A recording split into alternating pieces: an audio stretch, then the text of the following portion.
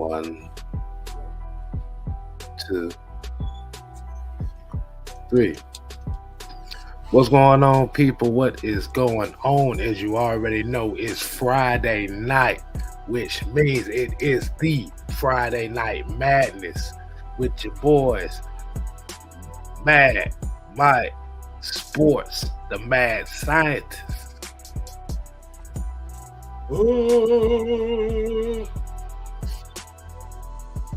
And your host, 6-Man K Styles. And you already know what today's show is going to be. As you already know, the Hall of Fame game was yesterday. We'll talk a little bit more about that, but let's go ahead, Mike. We're going to go ahead and give them what those 3 special words is. What are those 3 special words that we normally give it to them?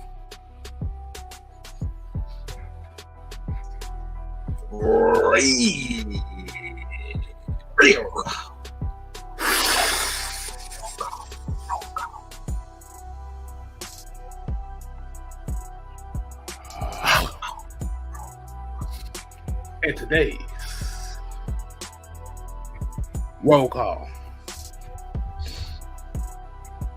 we're going to kick it off a little bit here with YMOF Jamal.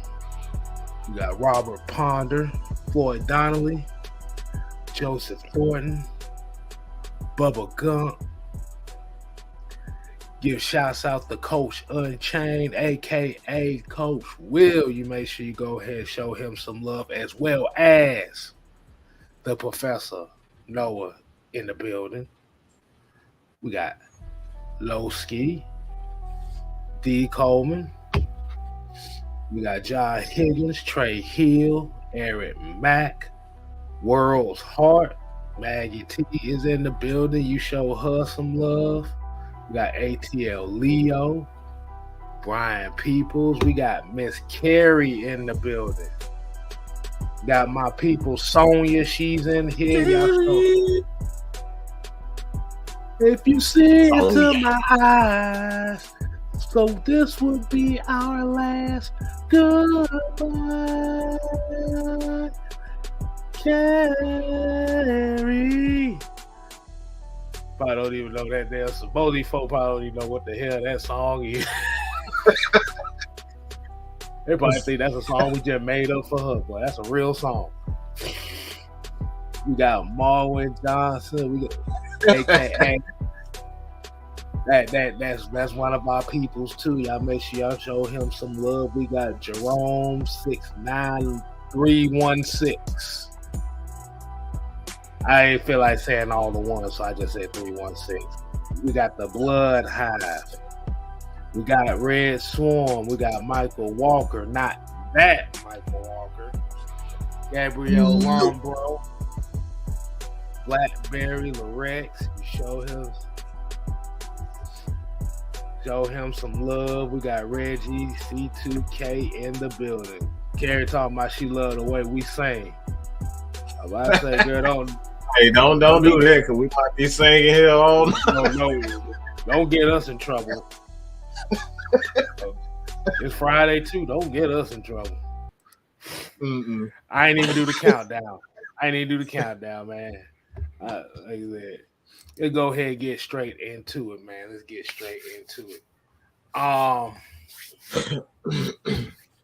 Now, I know the Hall of Fame game was yesterday, but I really didn't get a chance to see much of it because after working almost 13-hour shift yesterday, I fell asleep before the game.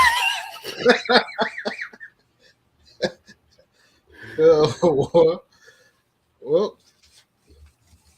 only thing I know is that the Raiders defeated the Jaguars 27-11. I mean, I think it's just the simple fact that, you know, football season is here, where the Hall of Fame game is near. The only good thing I seen about that whole game was Zamir White trucking folks. That's all I saw. Everybody else was like, fuck out of here. But we gotta definitely highlight. God damn it! I wish I had put that picture on here. So we're definitely gonna talk about the Hall of Fame class for 2022. I want to hear people's thoughts on how you felt about this year's class of Hall of Famers. Did you like it? Was it eh, or was it bull? Or somebody should have got in? Um, I'll let you go ahead, Mike. Man, go, kick us off with it, man. Let you run the point. Well, looking at the inductees, um, one person that I'm really shocked that took this long to even get on here, and it goes to show you that these writers they like they like the popular people, and they like to jump on the people with the most uh, championships and stuff of that nature, and they don't look at the actual art of football and how you can go from one of the questionable coaches or questionable players, and then completely turn your career around. And I'm appalled and I'm shocked and I'm just utterly disgusted to see that Dick Vermeil. It took all this time for Dick Vermeil to get in the Hall of Fame. It's disgusting, because you look at him. If it wasn't for him, um, I don't think a lot of current football would be current if it wasn't for him and his style. He's the one who kind of created that popular. We always talk about it on here. The greatest show on turf. It started with him. So to see him just now getting in, it's just like I said. If you don't have if you don't have damn 10 championships, you have no chance of getting any type of respect from these writers. And it's about time that we take it completely away from the writers. They have no reason to have that much power as far as the uh, Hall of Fame voting is concerned. I think it's stupid. I think it's ignorant. They should not have the end all be all when it comes down to it. It should be a players, just my opinion. A certain group of elite players that should be inviting these guys, and we're gonna get to that. We're gonna get to that. Trust me. This is why this is one of the main reasons why I'm saying that. This is because like Dick Vermeil is a like you said, he's responsible for the current style of football that we love now. The pass first. It's like he helped created that, and like I said, man, you can go back for years before the greatest show on turf. Like um he was always a good offensive coordinator everywhere he went. So that's why, like I said, man, it's just disgusting to see these writers with so much power, and half of them don't know, have never picked up a football. They've never even thrown a damn football. They probably one that came up with that PFF bullshit. Dog, we know. But yeah, I don't see how looking at this list, Dick Vermeil finally getting into the Hall of Fame. Like out of all the players, Tony Baselli, I think he's without a doubt one of the most done tackles. Cliff Branch, I don't know why the hell he should be on this list that early, but you still got guys that are still on the brink of getting there. Like T.O. took about 3 years and stuff like that. Cliff Branch, the Roy Butler, he was a pretty good safety for years. Sam Mills, and I'm gonna just say this about Sam Mills: he's not better than Jesse Tuggle. It's fucking disgusting to have him over Jesse Tuggle. But obviously we know that it's because he's Jesse Tuggle and he played for the Falcons. The reason why he's not. Sam Mills ain't nowhere near Jesse Tuggle. It ain't even close. All right. He got in there because of an obvious situation that I really don't want to get into. But to have Sam Mills over Jesse Tuggle is like, come on, bro. What are we talking about? Am I wrong by that? Like Sam is better than Jesse Tucker? No, you're not wrong. For a good little while, I didn't even know who the hell Sam Mills was. Cause like I said, when I first started watching, really watching football like that, Mm-hmm. it was right around 97, 98. I would always hear stuff about Jesse Tucker. So I know about Jesse Tucker. Sam Mills, I knew he played for the Saints. That was about it. But it's a damn travesty. It's these like you said, these writers are putting these players in American Idol style, and we already know how that stuff going. You know how American Idol used to do their voting. So you're like, oh hell no. I don't give a damn about that. Everybody clap if you want to be in. Clap. Everybody clap if you want. You look at them, they look at you, and they clap, and you in. Like Yeah, like Tony right here says that some of the sports writers hold grudges and keeps players out of the Hall of Fame until after they pass on. Look at this year's class: Raiders wide receiver Cliff Branch, who died 2 years ago, just now getting in. Yeah, I'm about to say why is it guys that are on the ballot and stuff over 20 something, like 10 to 20 years, and now they get the respect after they die? What kind of shit is that? I mean, I don't know too much about Cliff Branch as much. Like I said, I won't go yeah. back and look, but at the same time, I'm just gonna say this like this, and I'm already like half ass on the Hall of Fame committee as it is already. You hear that? You heard that child in the background? That's gonna be my motherfucking scream if these motherfuckers put Tony Romo in the Hall of Fame in the next 5 years. Yeah, they gonna try it, and if they do, I'm going up to Canton.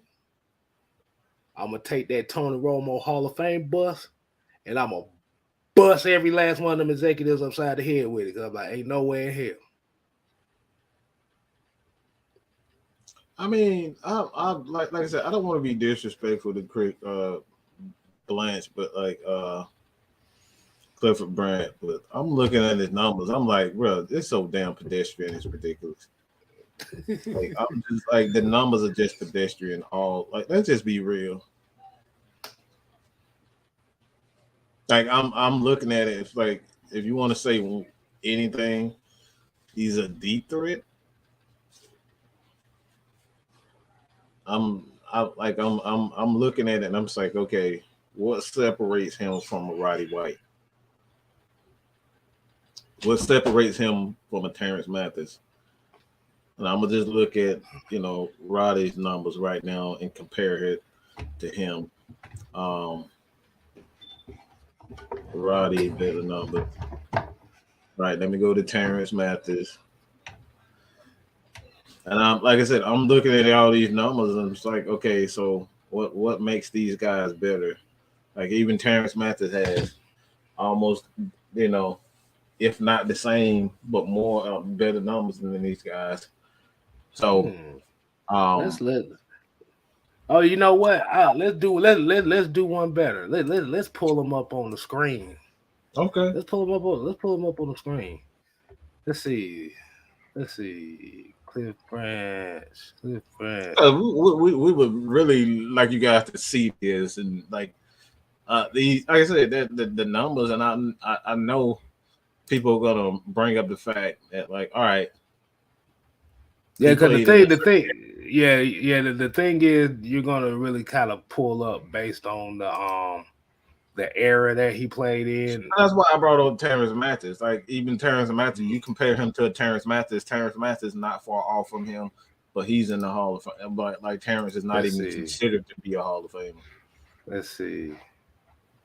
No. Let's see. Okay, we put.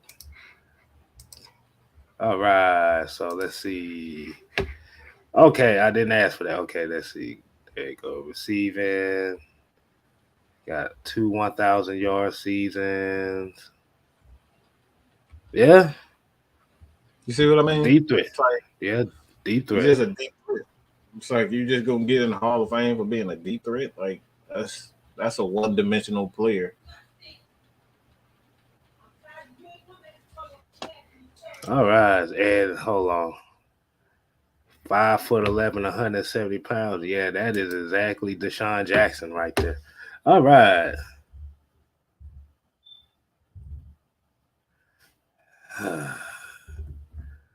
Let's see. I said Terrence Mathis, not Terrence McGee. Who the hell? Who the hell can't see? They fucking with me. You see pro foot. You see they try to fuck with me. Hold on, let me stop the screen right quick. Mm-hmm. God damn. You see how they try to do me like that? Terrence McGee. Terrence McGee. I'm like, what?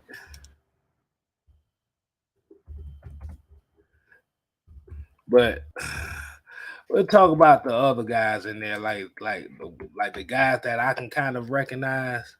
Um, like Tony Baselli. See, I can mm-hmm. remember a Tony Baselli as he was the Mm-hmm. actual first draft pick of the Jacksonville Jaguars, and at that time, like you said, was one of the most dominant tackles in the game. Only problem, he couldn't stay healthy worth a damn. Hold on. See, my bad, y'all. I'm sitting here trying to get this stuff to come up. All right, here we go. We back in the game now. We back in the game. You know, I had to do a little something here. All right. You said Terrence Mathis, right? Mm-hmm.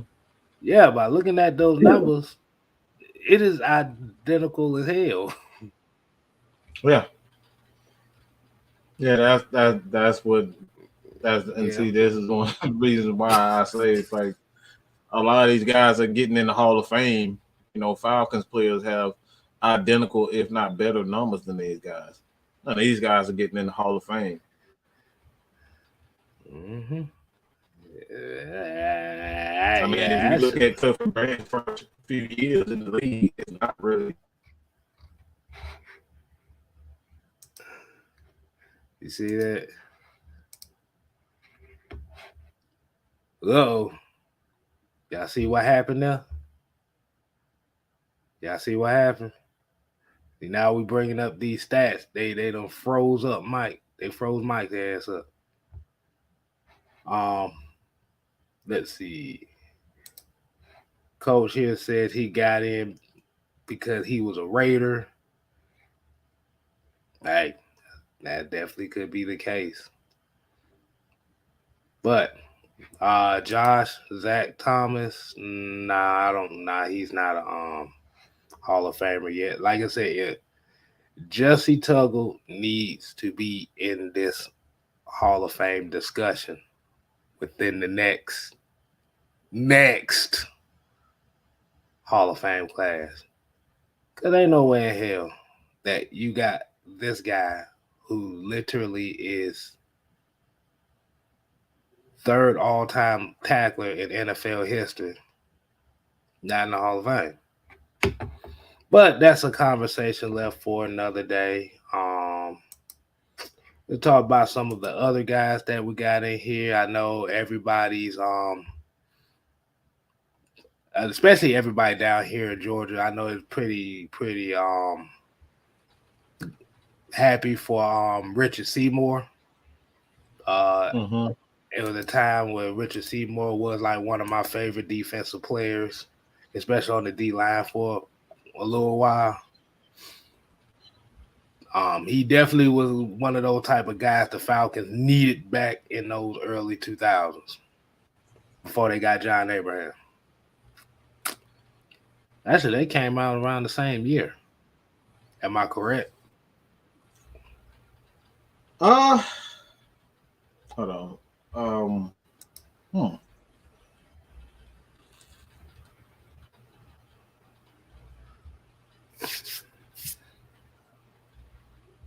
Okay. Okay. Yeah. Yeah, but yeah, Richard Seymour, I can definitely give a pass on that one. That I think that was more so well deserved. We go back to the list. Um, Brian Young was kind of a head scratcher for me because I didn't, even though he was dominant for a good little while, I would not have thought that he would have been a Hall of Famer this soon anyway. Even though for most Falcon fans, forgot that Brian Young was originally supposed to be a defensive line coach for this team 2 years ago.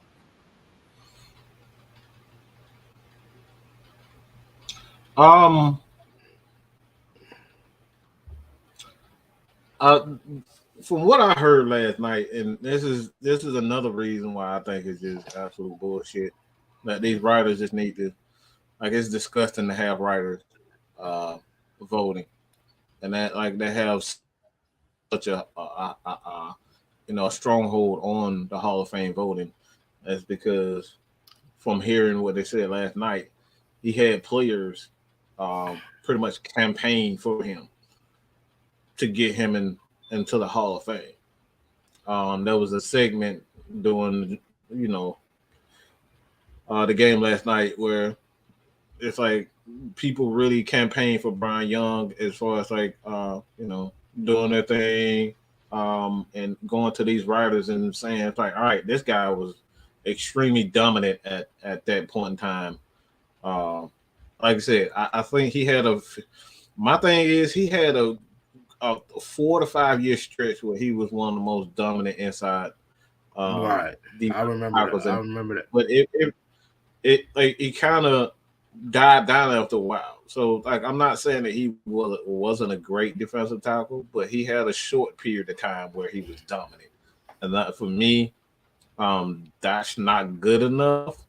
And it goes to show you too that the team that you play for, um, it it plays a factor because another thing during that broadcast they were saying it's like he was the leader of that San Francisco 49er defense. Um, but like I said before, it's like, yeah, he was that, but at the end of the day, how dominant was he in the game and consistently dominant? That's the question for me. Mm. Yeah, like I said, it was kind of like one of them short spurts kind of thing for him.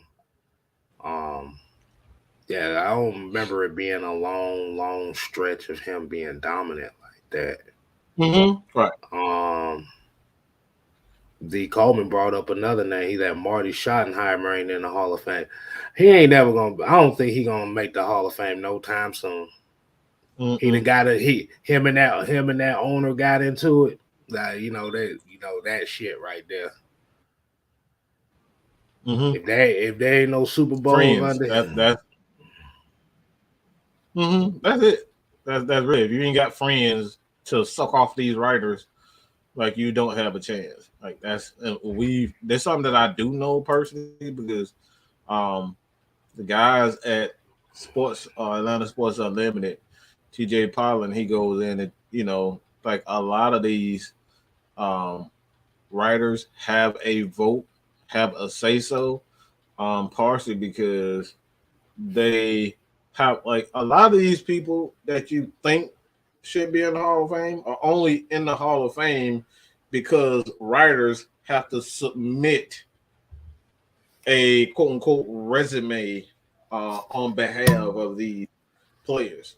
Meaning, if the fan base doesn't go to these writers and say, all right, we want this guy in, a lot of times they not gonna listen to anything these players. Don't matter how good these players are. Like it's the same thing for Mike Ken, um, for the Atlanta Falcons. Mike Bob Ken, Whitfield, like all Bob these Whitfield. guys, we as fans have to go to these writers and say, "Hey, man, we want these guys in here.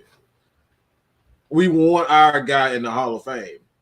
So if they get the fan base behind that particular person, and then go to this writer, whoever our writer is, a D-Led, or whoever it is, we got to make sure that we pitch to these guys that we want you to write something on behalf of the fans to get Jesse Tuggle in. And this is why it's very important as a fan base to get behind these players, because if we don't get behind these players, they don't have a chance to get in the Hall of Fame, which is the reason why guys like Jesse Tuggle, like and Jeff Van Note and all these other guys, they don't have and then Tommy Nobles, these guys don't have a shot at getting in the Hall of Fame because we're not getting behind them. It's like I said, these writers got way too much power, and like I said, I think it's disgusting. That should never happen that way. It should always be, more so the players, voting these guys in versus writers. Right. So, kind of going by what Devontae here said. He said, "Ain't no team without fans believing in them." So, what you're telling me is we all need to form a union of about 10,000 strong. Find all the writers, sports writers in Atlanta, and jump them. Oh, I can make that. I already got access to a writer. Yeah, look, I already got access to the writer who wants to do this. The problem is getting the people to get behind it. So you guys get behind Mad Mike Sports Atlanta Falcons Nation, make this 10,000, 10K, 15, 20K. We can get this couple in. I can make sure that. I promise you, I can make sure that if y'all get behind us, I can promise you that I can get Jesse Tuggle in the Hall of Fame. I promise you that. And if he don't, you know what time it is. The skin watch is telling me. You know what time? Look, you know what time it is. Mm-hmm. We gonna go. Bill Frader is another one. Mars said we need to go and pimp slap. We need a pimp slapping rally on these goofy ass writers. Yeah. Yeah. Miller Mills here asks, "What's the actual credentials to make it in the Hall of Fame?" Hell, just be likable, like Mike said, just be likable to the writers and all the basically sports media people. That's why. That's why. As much as I love Calvin Johnson, he got in way too soon. Mm-hmm. Gotta kiss their ass most of all. Mm-hmm. That's why I take T.O. about 3-4 times to even get in there. And even though he's T.O. like the second. I think he, like, you look at his stats, T.O.'s probably second in almost every wide receiver category there is behind Jerry Rice. But it took him down there, like I said, it took about 3-4 times to even get him in. And that, right, yeah, that's why these writers, like I said, that's why a lot of them, they hold grudges against people because they just didn't give you a story or something like that. T.O. didn't give you a story. Arthur Smith didn't give you a story, and they hold it against them. Yeah. Yeah. T.O. should have been. He should have been there way earlier than he did. That's why he held his Hall of Fame speech at his college. He said, "Y'all." Mm-hmm. He said, "Fuck y'all." Okay, let's go back and look at this list again. We got a couple more here. Leroy Butler. and I'm gonna Art be a little. McNally. I'm gonna be a little disrespectful. I don't think Leroy Butler was that good. Like to be a Hall of Famer. It's just like I saw a couple of years where he was okay, but like he got in there because he a Packer man. Like them Packer fans, they get behind their players. But was he really dominant like that to say he a Hall of Famer? That's the thing. Would you put him on the same level as a Steve Atwater? Nah, No. hell no, hell no, hell fuck,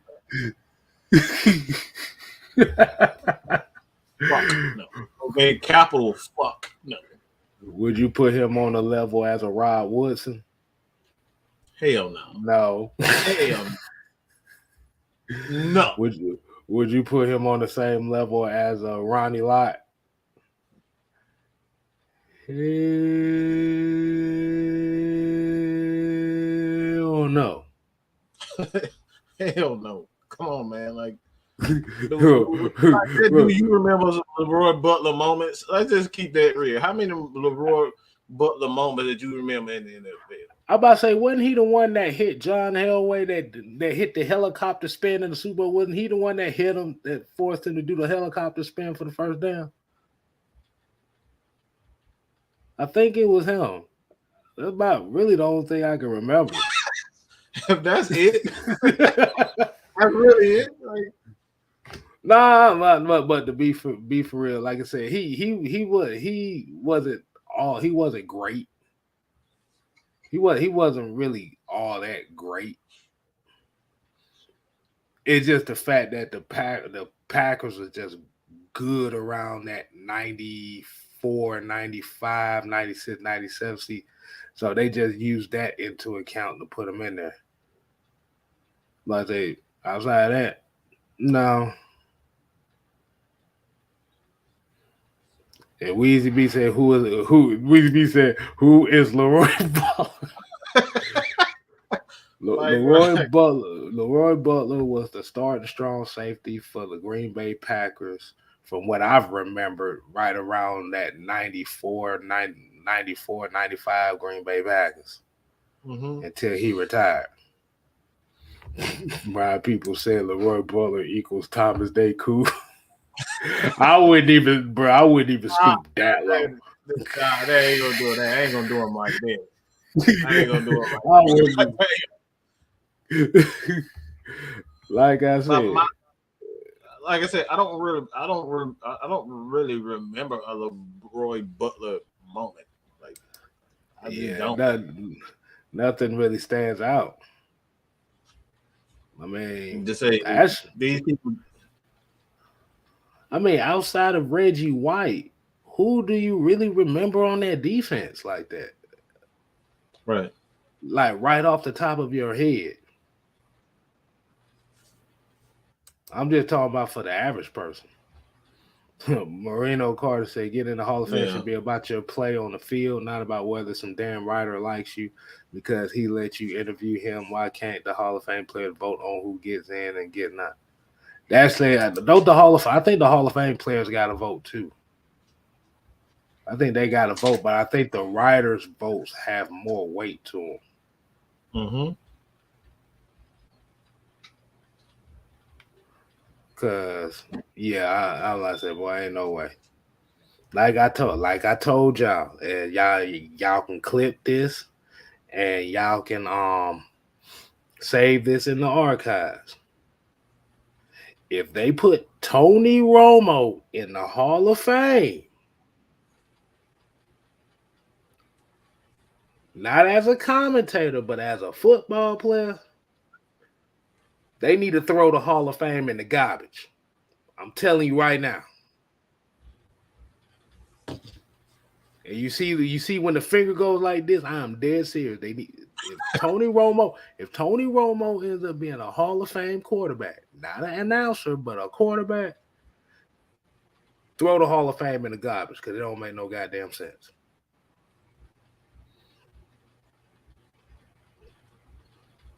Y'all hear me? Why would you volunteer Tony Romo to do anything?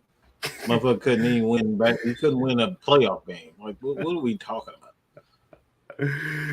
Because Jerry Jones got that money. He got that loan money. Like, he could buy Tony Romo in the Super Bowl. That's the Don't fucked up part disrespect about it. Eli Manning like that. Don't disrespect Eli. Eli Manning, if you look at his numbers compared to a lot of quarterbacks, his numbers are better than a lot of people that's actually in the Hall of Fame as quarterbacks. So don't disrespect Eli Manning like that.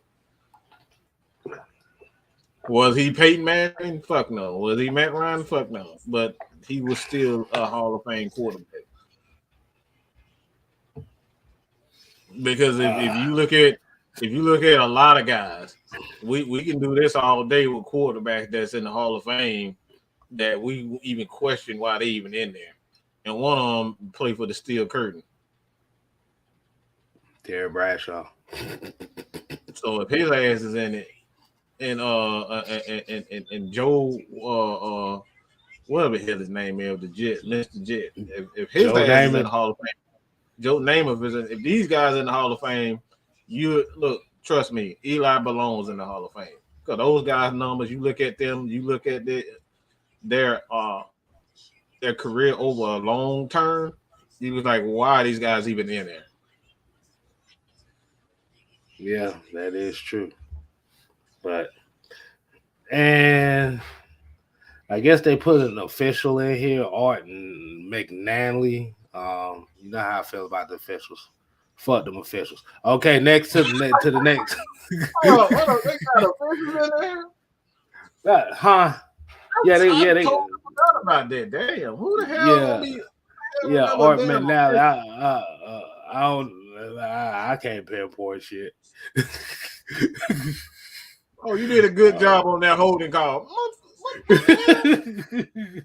Good it's call, actually good call. You did that with flair. You call that first down exactly with flair. exactly. Like that motherfucker did a strut or something. I don't know. I don't know what it is. I don't know what it is. Next, cause goddamn it, I don't know what. Look at this number right here. Just look at that number right here. This man in the Hall of Fame. Come on, man. Come on, man. 192 touchdown passes, 217 ints. You can't throw. Look, you can't throw Super Bowls as a criteria because hell, damn, there's 10 Hall of Fame quarterbacks with no Super Bowls. So yeah, Mm-hmm. so you can't. Like I say, at the end of the day, it's all based on who is liked and who's beloved and who's hated. Mm-hmm. Mm. Antonio Brown definitely has earned a right to be in the Hall of Fame. As long as he don't do that goofy ass shit that he did at Rolling Loud, I'm good. That motherfucker going around state. I like, what the hell is Nah, that it wasn't shit? even that. It wasn't even that. It's just like, bro, you look like you. I don't even know how to explain that. I like. that, that motherfucker was rolling loud, all right, boy. He was rolling on the wrong loud. That's what he was doing. It wasn't even a good loud. He was rolling on that wrong loud. That motherfucker walked around the stage like this. I'm like, what are you trying to do? Eric Mack asked, do we have any players in the Hall of Fame? We only got one. Claude Humphrey. That's the only one we got.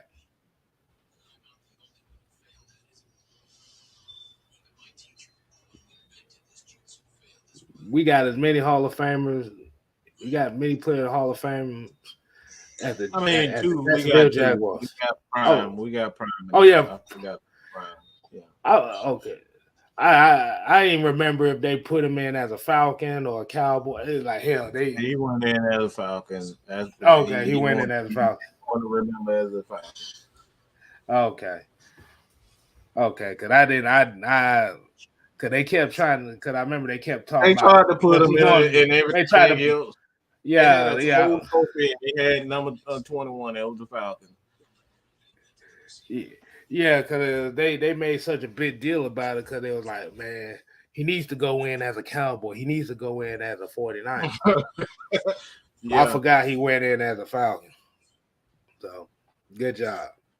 We got two of them. Should be at least 6 of them in there. Right. But enough of the Hall of Fame talk. Like I said, congratulations to everybody, though. You will be remembered forever with the gold jacket. Even though some of y'all may not deserve to be there right now, you deserve it. Let's get to the second part of it. The second part of it, as we are talking about. Go ahead, Mike. What you got? No. Go ahead. Go. No, never mind.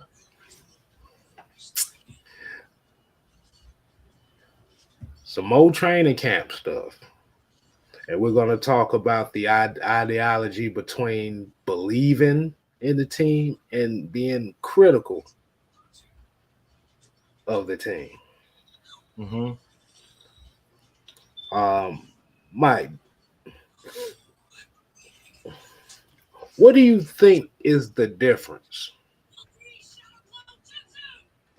What is it about this team that makes you believe in it? And why do you think people criticize it so much? Criticize them so much?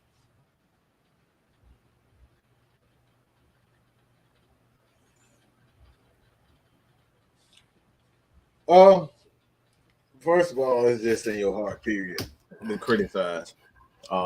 If you say you're a fan of a team, even if they're not playing well, you still gonna support them anyway. So if you constantly talking about negativity or what they ain't gonna do, well, that's just in your heart. You just a loser at the end of the day. Like, true fans support the team regardless of how they look. They winning or losing. That's what true friends are. Um, but today, I would say the main reason why people are they choose to hate and choose negativity is because they can't get over that white boy being the best player this franchise has ever had. Let's just keep that 100. They don't want that white boy representing them in their franchise. Matt Ryan is obviously the greatest Falcon of all time. Period, point blank. I don't think anybody can dispute that. This man has done um, everything from a player's perspective that you could ever accomplish. MVPs, the best quarterback in the league, the best player in the league. He has almost every record known to man, um, especially with the Atlanta Falcons franchise. So, like, and he's the standard when we talk about quarterbacks. It's not Mike Vick. It ain't Steve Bartkowski. Um, you as a player, you come to work every day, try to be the most valuable player. He's already done that. It's not a lot of players in the league that ever said that they are um, they have been the most valuable player of an entire league. I don't think anybody outside of prime time can say that, and I don't even think Prime, if I'm not mistaken, I don't even think Prime ever won the MVP. So he's done everything that you can possibly do, and at the end of the day, we got people that's way too proud to just admit that that white boy is the greatest Falcon of all time, and they like they're gonna do everything possible to erase his legacy. Um, the fans, they try to do everything to make sure that like you don't remember Matt Ryan. Like I said, that's just the truth of the matter, man. Nobody want to get that man credit for what he's done. He's the greatest Falcon of all time. You look at, like I said, you can look at anything and everything that you want. He's done that. It wasn't Mike Vick. It wasn't prime time. It wasn't a lot of people. He did that, and he's done that at a consistent rate. We're talking about a consistent rate. He's done it every year. He's suited up. He never got hurt. He always gave 4,000, 25 plus touchdowns, less than 15 interceptions every year, and we still wonder whether or not like why he's not being praised. Like I said, at the end of the day, man, there's so many people. It's so much stuff that you can say about this man, and that's one of the main reasons why people just stay negative is because they just don't want that white boy to represent the Falcons because we're in a black city for the most part, a black culture here in Atlanta, here in Georgia. It's just a swagger here, and we don't want a quote unquote white boy representing us. And right before I get to mine, man, we gotta go ahead. We gotta do our light check here. We have 68 people in here, so Mad Mike, we're gonna need that light check coming on. And while we doing that, we're gonna take a quick little intermission cheap plug. So let's put intermission cheap plug music on. So as y'all go ahead and continue to hit that like button, make sure you go ahead, like, share, subscribe to not only Mad Mike Sports, but Six Man K Styles as well. We are 11 away from 1K. But we got 67 people in here right now. It should be should be at least 32. So while Mad Mike is over there buffering, let's go ahead and let's see what we got here. Let's see. And like I said, y'all make sure y'all go ahead and leave y'all questions in the comments and in the chat as well, because we're going to have Q&A portion here at the end of the show. So we definitely appreciate that.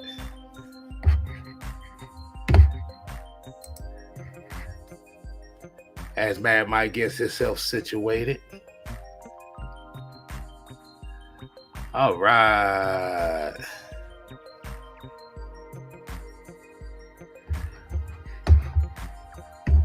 All right. Let's go ahead, man. We definitely appreciate everybody for doing that, man.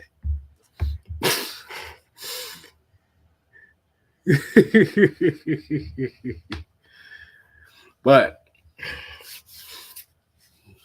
Mike took it a different turn than I would have done that I would have went to. I want to kind of elaborate on what he says about the representation aspect of it, which is a true statement. But it's one thing I always have to say, and from what he said is kind of like one of the major talking points that are used as far as what type of guys that they want here. Oh, you in God mode right now? You in deity mode right now? Because this is always a talking point when it comes between the quarterback position on what people want in a quarterback here in Atlanta. It's always the black city culture and stuff like that. Only issue is Atlanta really a black city with it getting gentrified every day? And first and foremost, for me personally, I don't get into talks like that, because at the end of the day, that quarterback position ain't the only position that needs to be a focus. See, when we're looking at people that are doubting this year's team, let's be real. The reason why people are doubting this year's team is because you don't have any big name players. They don't flash. These ain't the guys you want. We can even go back to last year. Kyle Pitts. Everybody wanted Justin Fields. Drake London. Everybody wanted Jameson Williams and or Chris Olave and or Malik Willis and such with the first pick. So They're down on the team too, is because of these stupid writers and these stupid content creators. Let's just keep that 100 too. I'm here to give shots out to and just tell the truth about things. We shit on our players. We shit on our players so much, it becomes something that's natural. You focus on negative things all the time, that's exactly what you're gonna get. You're gonna get that negative energy. And a lot of these content creators, if it's not players who they want, it's not the coach who they want, it's not the owner ain't moving to get certain players the way that they feel like who they should go after. You know, these content creators, they write articles after articles after articles and just make up stuff just because they don't want to get behind it. And just like we were talking about, um, Jeff Schultz, he had no reason to say anything about Deion Jones the way he did it. We've never heard anything about this man having an attitude. We never heard anything about this dude being a poor teammate. We've never heard anything about that as far as Deion Jones is concerned. But yet you come out and write, the Falcons are worried about his attitude and all this type of stuff. If the Falcons are worried about attitude, you think this man Arthur's gonna keep somebody around with attitude? He got rid of Matt Ryan. I mean, just said bye. We'll give you away for a third round pick. You really think he gonna keep Deion Jones around if he wasn't on board with what was going on?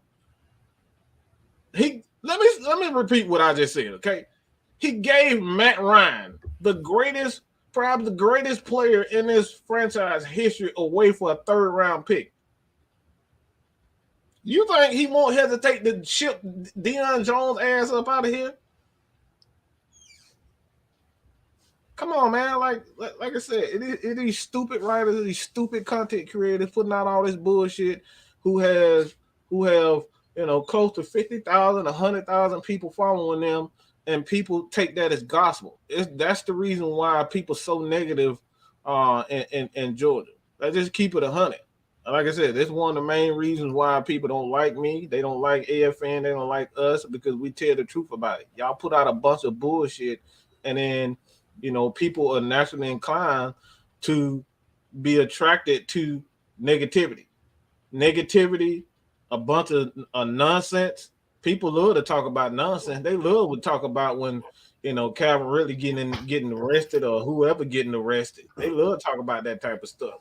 But soon you hear some positivity, it goes away. Don't nobody want to hear nothing the positive thing that Grady Jarrett is doing. Oh, Grady Jarrett is a model citizen. You look on YouTube, ain't nobody making no damn Grady Jarrett videos.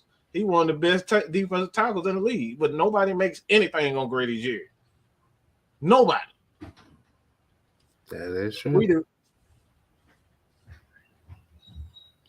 It says show love. We like you said at the end of the day, if you say you are a football fan, that means you have to be a fan of the team, not the possession. Mm-hmm. If we're going to base our whole entire existence on one possession, then you're never going to be satisfied with the product as it is. I mean, as far as outside of just straight up losing, like I said, nobody wants to lose. Nobody wants to see their team lose. But if the entire folk, and I think the problem is it's with the national media putting this quarterback position above everything else without giving the context of that quarterback can't be successful without everybody else doing their job.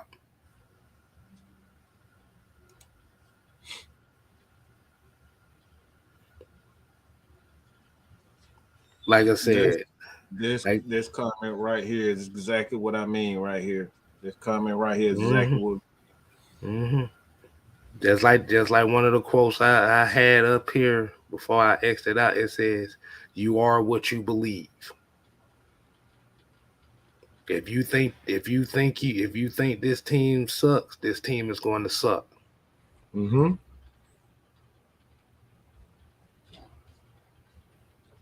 So your expectation is going to be sucked no matter what. But then the question is, I have to ask to you is if you expect the team to be bad and they exceed your expectations, are you going to be happy that they did that? Or are you going to be mad that they did that? Because you put all your energy on the negative side of it, you ain't going to have enough energy for the good side of it.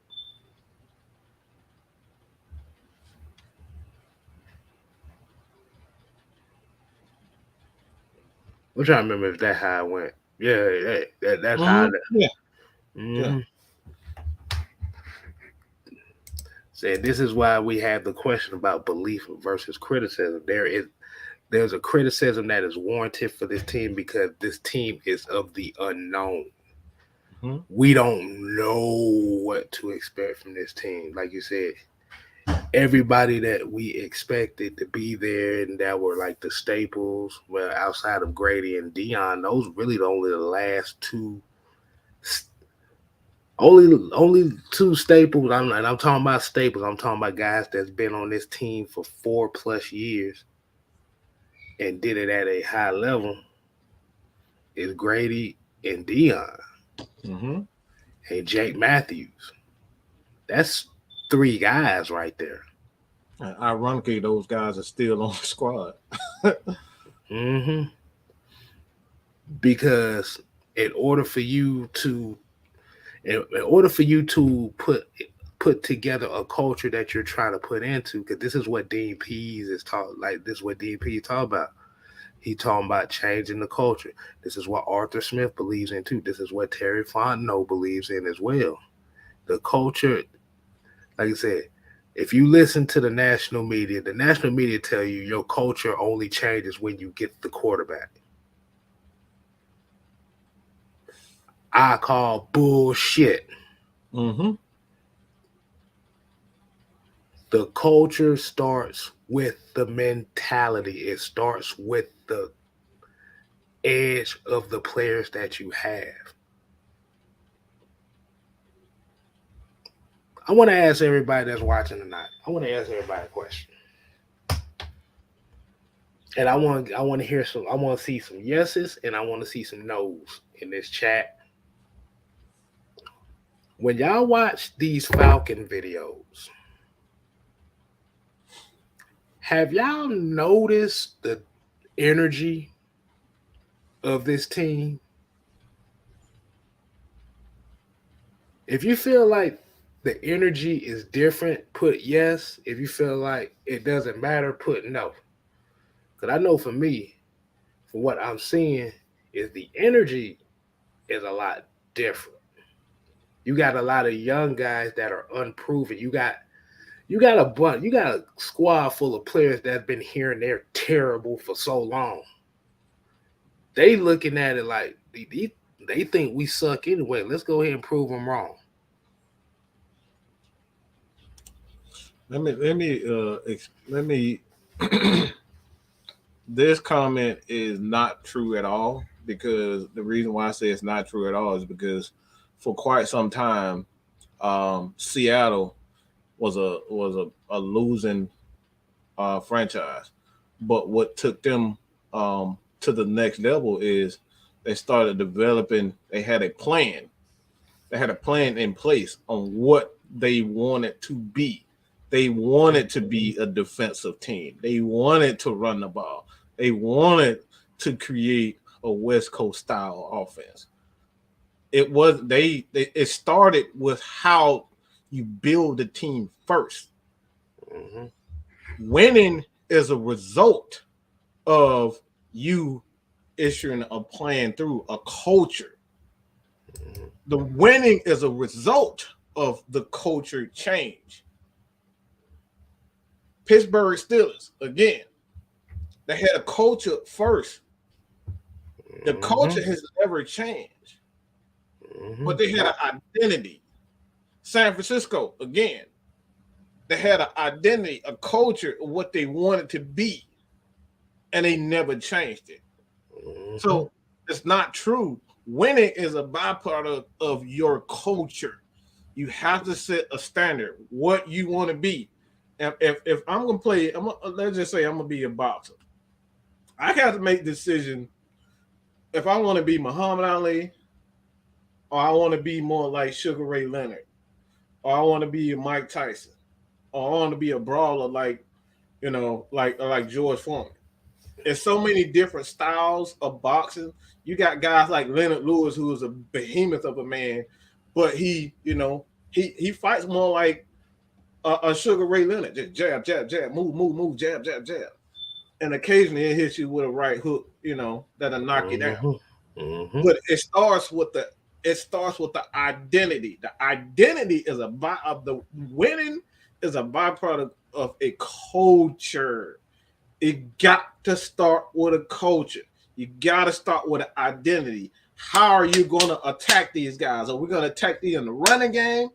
We're going to play some hard-nosed defense? Or we're going to have a guy that's going to be more of an inside pressure guy versus an outside pressure guy? Because if you look at the Colts, they started with a outside. They built their defense with outside edges. They had guys in the middle, but for the most part, that defense was ran by those edge guys. The edge guys and the safeties. So they started a culture, and that's the same thing with the offense. They had an identity. You gotta start with the identity, and this is why we say this time and time again with the Falcons. We don't for year to year, we don't even know who the hell we were gonna get on the defense side of the ball. We know who we was gonna get. We knew Tyler Davidson was gonna get his ass ran on. We knew Dante Fowler was gonna spin kick his way to 4 sacks.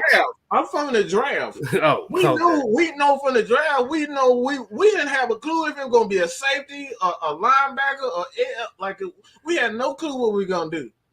Sometimes they gonna build on that defensive line. Sometimes that's all they gonna focus on first is building on defense.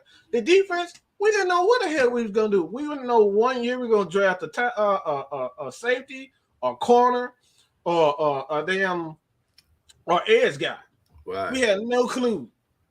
But when you talk about those, them Baltimore Ravens, every year they gonna go in them trenches. They gonna get a defensive end or a defensive tackle, or offensive guard or offensive tackle. Every year what they gonna do.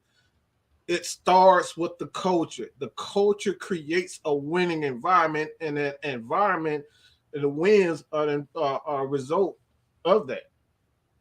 So let me ask y'all a question too. And Mike done now deemed me the interrogator because I like to ask a lot of questions. So let me ask y'all a question. And shout out to Red Swarm for this $10 super sticker, man. We definitely appreciate Red that, Swarm, man. Boy, I love you, man. Appreciate that.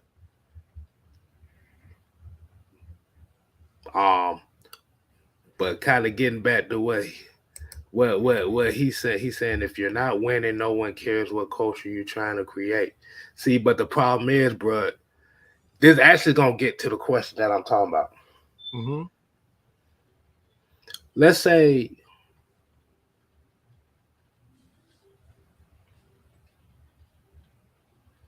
we're putting together a car, right? We're gonna put together a Ferrari. Okay, we're gonna put together a Ferrari. Like I said, we got the body, we got all that stuff, right? We got a Ferrari. But we're gonna put bicycle parts in the engine. Mm-hmm. How's that car gonna run? Yeah. Like you said, you have to have an identity. The problem is with the identity for the Atlanta Falcons was really it wasn't really no identity at all. They were trying to copy somebody else's identity. Mm-hmm. Now, let's go back to that 2016-17 season. What was the identity of the Atlanta Falcons? You may say it was the passing game. No. Was it the defense? No. The identity, and hold on. And I'm kind of going all over the place because everything just keeps on connecting. Everybody that's watching, have you know if you paid attention since 2008, every season where we built this culture on balance, built the team on balance, we went to the playoffs. When we built the team on trying to outthrow everybody and not putting a capable defense behind it, we don't go to the playoffs. Yeah. This is what Mike is talking about, is about establishing the culture, because it's like 1 minute you're building the culture on balance and defense, and the next minute you trying to build this team on the greatest show on turf. It don't work like that. And you're saying that nobody cares about it. Nobody cares if we're nobody cares about us if you're not winning. Well, that's not true at all either, because the Falcons for quite some time, the fans were happy with what we had because it was our identity. We were the Dirty Birds. We were the rudest team in football. That was our culture. We was gonna bust you in the mouth. We're playing hard nosed defense, and we were gonna run that damn ball. That philosophy started in the '60s. It never changed until Thomas Dimitrov came along and tried to turn us into the greatest show on turf. That's what the Falcons have always been. We were gonna run the ball and we are gonna bust your ass in the mouth on defense. That's what we've always been. And that's not only a culture for the Atlanta Falcons, but that's an entire culture of just football, period, down here in the state of Georgia. If you look at a lot of the top high school teams, you look at the college teams, they pride themselves on running the football. Not saying that all of them is successful at it. Georgia Tech for years, that's what they were, running the ball and play solid defense. We sucked, but guess what? You knew what the fuck we was gonna do. We was gonna make something happen out of it, even if it didn't work.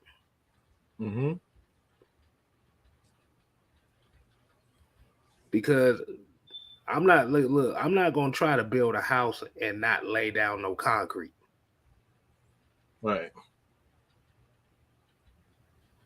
I'm not gonna ride a bike and forget without the chains and pedals on there. What the fuck is that? You just got something that look good. Yeah, Red Swan, appreciate you, man. He said y'all become my #1 sports talk channel. Look for each week the knowledge and information y'all bring. Hey, man, we definitely appreciate it, man, because we're actually kind of evolving ourselves as far as giving y'all giving y'all our opinions and stuff as well.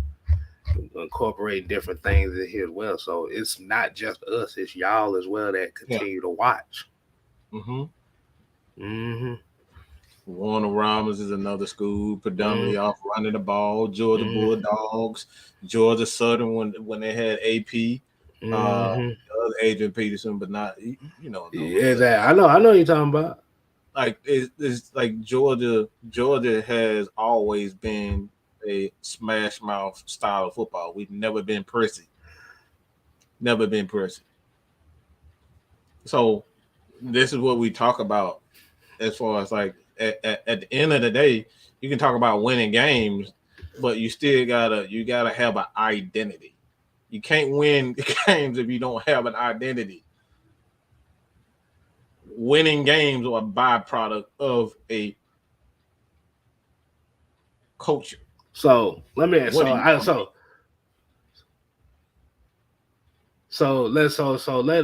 ask a question. Let's look at all the winning. We're gonna look at the last 6. Okay, since the Falcons last 5 years. Let's look at all the winning teams.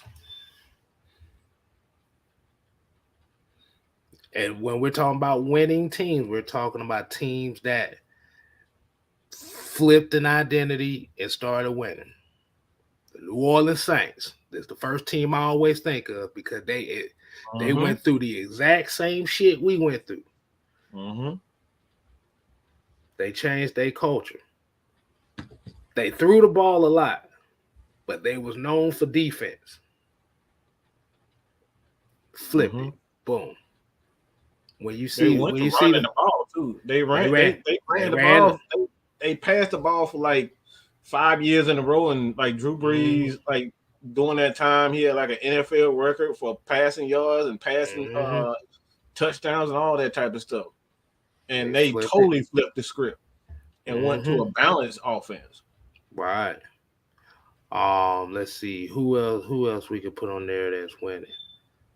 Like I said, as crazy as it sounds with Aaron Rodgers, their culture up in Green Bay is running the damn ball.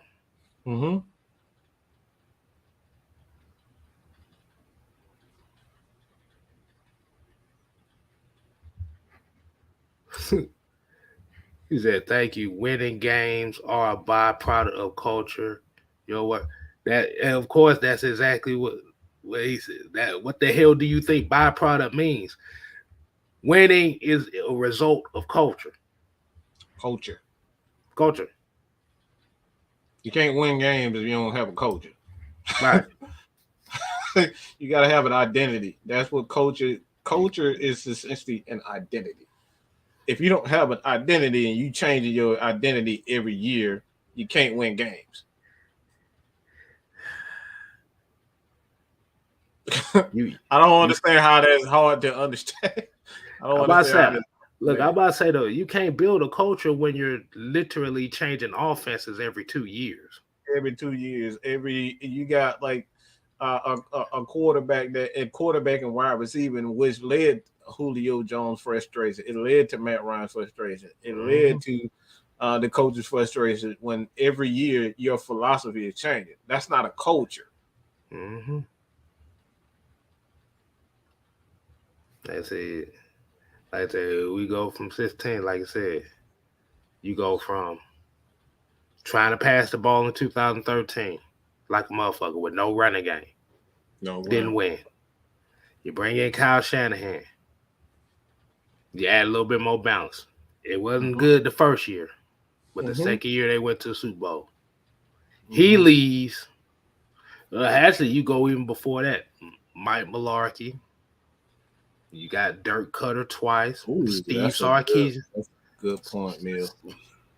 That's a good point too. This right here, they did the same thing that we did, and they went right back to it. They believed their hype and Patrick Mahomes was this super gifted quarterback, which he is, but like they still went back to the basics and ran the ball, created balance, and played defense. They started to invest in their offensive line. They went out and got on Orlando Brown Jr.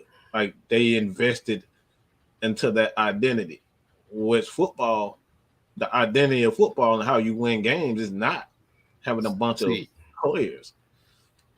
See, but I'm glad that Blackberry's in here, and from what he's saying, because it serves a purpose. Because he didn't necessarily say winning consistently. He didn't name. I know where you're going. He didn't name what is the basis of the what.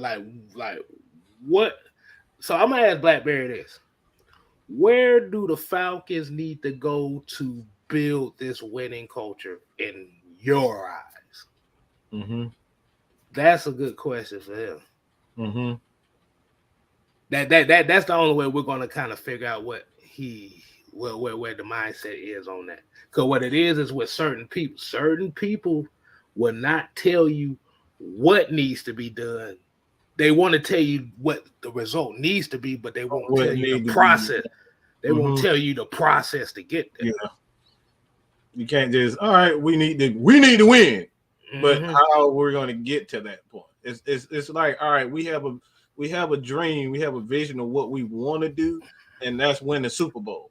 But nobody understands how we're going to build a team and build a culture that's going to create that opportunity for us. And the easiest route to that, we all know, if you're if not just a football fan, running the ball, playing solid defense is the easiest route to that. Because you talk about Patrick Mahomes, Kansas City always gets timely stops on third down, turnovers, and they run the ball effectively when need be. The Cleveland Browns went from one of the worst teams in the league to now they win. They win in games because they are the best team in the trenches on both sides of the ball. I'm just thinking that too. I mean, that's what happened to the Rams too. That in the playoffs, they went out and got Cam Akers back from the injury. He started to run the ball a lot. They started running the ball a lot better, and they had that balance between the passing game and the running game. Right. Like it started in the trenches. Because you gotta have because you have to have balance in order to sustain the success. You gotta have balance. If you don't have that balance, it ain't looking good. Yes, the Rams won the Super Bowl last year, but is it a guarantee that they will have sustained success?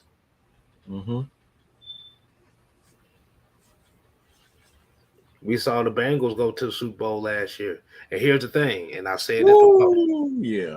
The Bengals went to the Super Bowl last year, a Super Bowl that they should have won.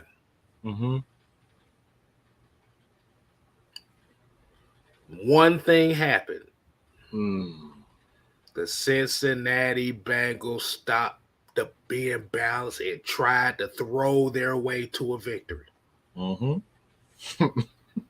Sounds familiar, doesn't it? Sounds like Super Bowl 51 right there.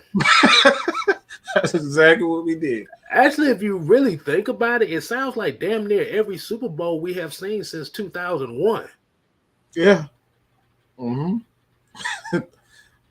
That's why they broke the Legion of Boom up in Seattle. Them motherfuckers were mad as hell. Like, motherfucker, we got Marshawn Lynch on the 1 yard line with 20-something seconds left. First thing go, hey, you stupid motherfuckers is gonna pass the ball. Right. Them motherfuckers looking at the sideline looking like this. Really, nigga? Boy, that march to the side, him going to the sideline and just looking at Pete Carroll smiling, laughing, boy, that was life, boy. That been right. Lynch, that boy, that's something else, man. All right, so this is what he said. He said, when it's built and it's sustainable like we're doing now, being big and physical, stingy on defense, when it results in a chip, that's when the physical culture is sustained. That's exactly what we've been saying. That's literally what we're saying. You can't win. You can't win if you don't have the same that like the blueprint. We keep talking about the blueprint. The blueprint is playing solid defense and having balance. You gotta have balance. You gotta have a good passing game, and you have to have a consistent running game. You cannot have one without the other. The only championship Aaron Rodgers won, yes, he had a good game. But if James starts and Sam Congato wasn't running the ball like they was, Pittsburgh would have beat their ass.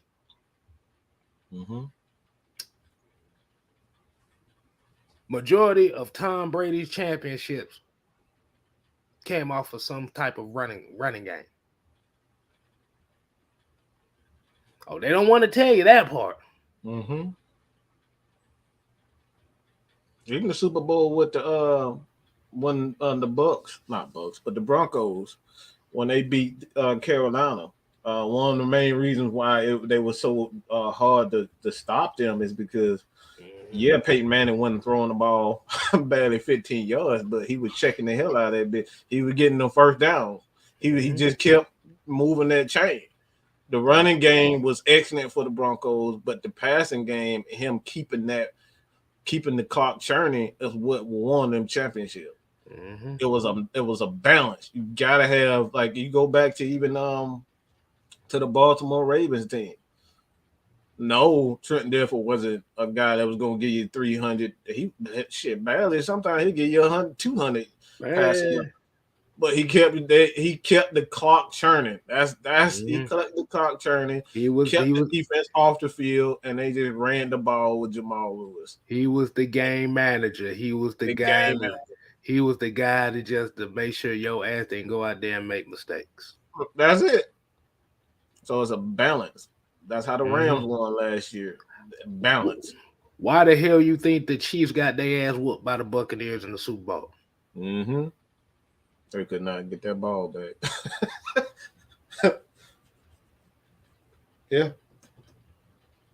If your two tackles is out, why the fuck is you trying to throw the ball 15 yards down the field every damn play? Right.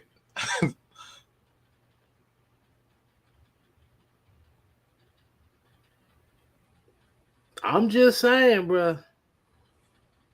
And this has been the culture of the Atlanta Falcons for the last 4 or 5 years. We have been solely dependent on trying to outthrow everybody instead of building that balance. And this is what Arthur Smith is trying to bring here. This is what they're building here. This is why you don't have no big name guys. This is why everybody doesn't like Marcus Mariota as the quarterback. This is why nobody likes Desmond Ridder as the quarterback for the Falcons, because they are not the sexy picks. You don't always have to have the sexiest pick on your team. Can they get the job done when the adversity is there? How are they going to react? We're looking at a point right now is you may have a guy like Tyler Algier could end up being the running back one for this team this upcoming year. We ain't heard shit about Quadri Olsen all training camp. All training camp, yeah. We got the Wolf in the building, man. Y'all make sure y'all go ahead and subscribe to the Wolf. Yes, sir. Wolf Day A1. Oh, yes, sir. Because, hold on, Weezy here said, but this NFL era is a passing league. Wide receivers are getting drafted higher than ever, often in the first round. I mean, it's a passing league, but when it comes to the playoffs, you still got to run the ball. Still got to run the ball. Still got to run the ball. Still got to and that's the problem. And that's the problem, because running the ball doesn't bring in ticket sales because it's boring. This is where the state of the mindset of the average football fan is. They don't see. And I'm going to give the Tennessee Titans credit here. They are one of the only teams in this league that plays old school football.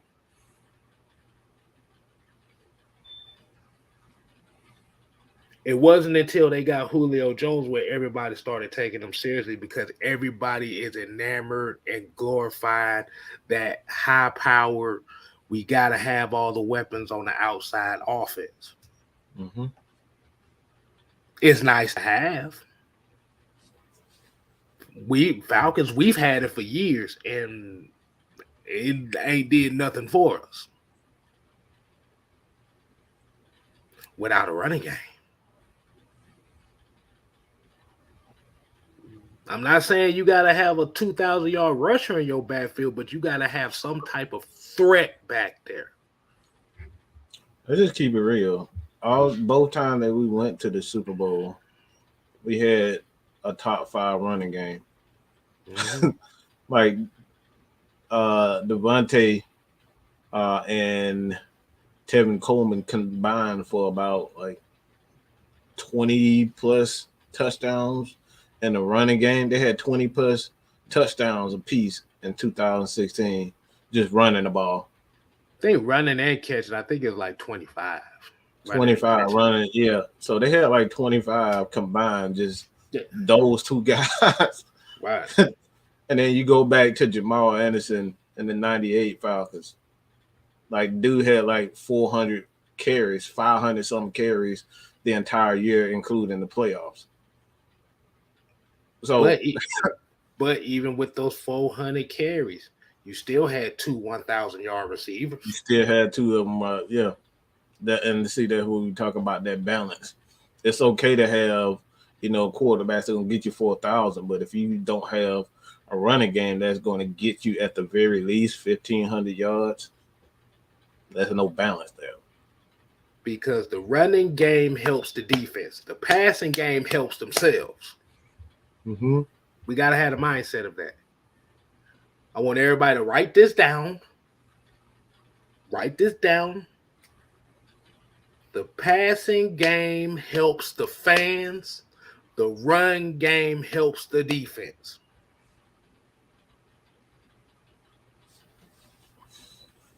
Mm-hmm. Do I need to say that one more time for the people in the back? Mike, do I need to say that one more again? Say it one more again. One more again.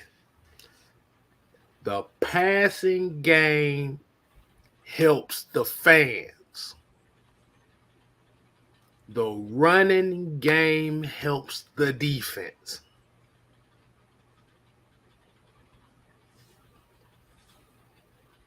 I don't know. Weezy is asking a question. He just drafted two pass catchers. Are you sure that this era ain't built around them? Of course it's.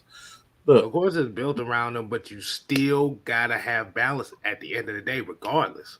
Because the problem is you don't want to put them in the same situation that you just left out of putting too much on right. Julio and Calvin. Mm-hmm.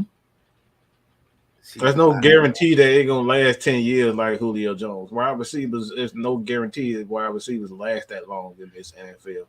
Guys are tearing ACL like it's just like you crumble up potato chips. Like we just saw Mike Evans, another one of those guys. He's slowly breaking down. Mm-hmm. Julio breaking down. Devontae Adams. He breaking down, to be honest. Like he's still one of the best wide receivers, if not the best receiver in the league. But that's one of the main reasons why he left Green Bay, because his body started to break down. A lot of these wide receivers' body are starting to break down. Why? Because they're seeing dang near. And I'm gonna tell you right now, be looking for the Rams, Cooper Kupp. His body gonna start breaking down too. This man had almost 230 something targets in the season at wide receiver. No wide receiver can sustain that type of, wear and tear on your body. This is a wide receiver, and all he does is run every play. Yeah, it's not like a running back where he can take a play off. Wide receivers, for the most part, are always on the field. Yeah, I mean, when you think about it, if a guy has averages about 110 catches a season, out of those 110 catches, he about got hit on about 90 of them damn catches, one way or another. At least 75. So if you put on average of 110 catches for a 4-year span, we ain't even talking about the hits that dropped on that dropped, like the attempts. We ain't talking about those hits. We talking about the hits of the balls that he caught. So you think at a 4-year span, out of maybe a possible 400 catches, if you take at least 75 times 4, the dude almost get hit almost 280 to 300 times in a 4-year span. Of course, their asses is gonna break down. Another reason why balance is key. And Another reason. and you notice that all the wide receivers that are breaking down are all the wide receivers that's played for the quote unquote top quarterbacks in the league. I mean, look at Gronkowski. Gronkowski can't even walk the same no more. That man got knee braces and knee pads everywhere. He got pads all over his body. George Kittle, same guy. Like George Kittle, so beat down right now is ridiculous. Mm-hmm. That man can't even stay. He can't even stay healthy in the game. So, He had a healthy season in about 2 seasons. mm-hmm. Yeah, all the top wide receivers. No, I'm gonna say it like this: all the top quarterbacks in this league, majority of the top quarterbacks in this league, got wide receivers that are breaking down. Mm-hmm. Think about that. I mean, Mike Thomas. That man ain't been healthy in the last 2 years. Mm-hmm. They said DeAndre 3 years. Hopkins, AJ Green, Julio Jones, Mike Evans. Mike Evans got a bad back again. Hell, Chris Godwin, he's getting hurt here the last couple of Mm-hmm. years. Mm-hmm. Odell Beckham Jr. Odell Beckham ain't been healthy in 3 years. Um, Wolf says, was Roddy White underappreciated? Yes, Roddy White was definitely underappreciated. He was really underappreciated here in Atlanta, if we want to be honest with you. And we're gonna start. We'll start that. It was like post Michael Vick. Oh yeah, the late Jay said Amari Cooper. Oh D, yeah. Mm-hmm.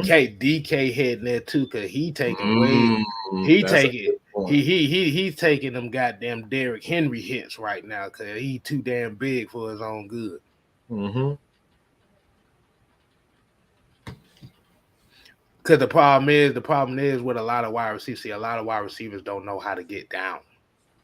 They are, like I said, they're basing their they putting these incentives in these contracts for these players Mm-hmm. to where you have to get a certain amount of yardage to get bonuses. So these guys are trying to get extra yardage when they don't need to. Mm-hmm. Yeah. As Falcon fans, we've seen Julio Jones limping to the sideline for the last 6 years. Well, 4 years, 4 or 5 years, whatever.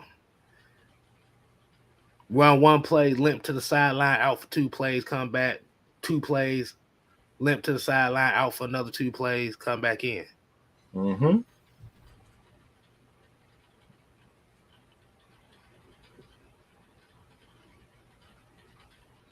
But back to Wolf's question, was Roddy White underappreciated? Yes, because Roddy White wasn't flashy. Yeah. He just got the job done. He is a guy that loved to block. He loved to do Mm-hmm. the small, what we always teach it here, the small intricate details of football. Like Mm-hmm. one thing I do like about Roddy, he like if he wasn't gonna take no unnecessary hits either. Roddy learned that. I He think learned after Joe like Horn. I think Joe Horn taught him that. yeah, he never. It was right before Matt Ryan. Mm-hmm. Later 2006, I believe, 2005, 2006, somewhere in there when they had Mike Vick, and he I started think learning from Joe Horn, and Roddy just stopped taking up unnecessary hits, and he prolonged his career. right, because I think, let me see, Roddy was 05, so yeah, he had Vic for 2 years. And it's kind of crazy with Roddy White was the Vic years. We all wanted Roddy gone because he couldn't catch a goddamn cold. Mm-hmm. Right. Yeah. Then he ended up with 3 of the worst quarterback options you could have ever had as an Atlanta Falcon fan, and Oh had man. 88 catches for like 1,200 yards. He was the offense. Mm-hmm. Got with Matt Ryan, then became one of the best, being considered one of the top receivers in this league for a stretch period of time.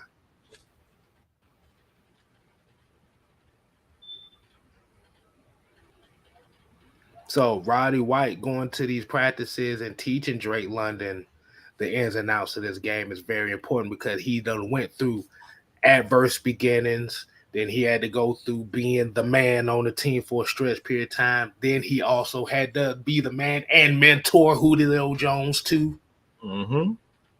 He done clashed with coaches, so he's done a lot of stuff. So he can school a guy like a Drake London. He can school a guy like Kyle Pitts. He can school guys out here. Alameda Zacchaeus on like just having that mental fortitude to just fight through it. Mm-hmm. Anybody remember that damn game where Michael Vick threw that bitch like 70 yards and Roddy White had nobody within 20 yards of him and he dropped the ball because he lost it? Yeah. We remember that game because that was the game where I was like, that was the game I was like, man, this dude is absolute garbage. What the fuck was that?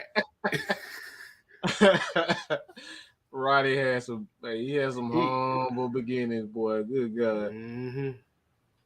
Yeah. But then, like you said, he fought through it.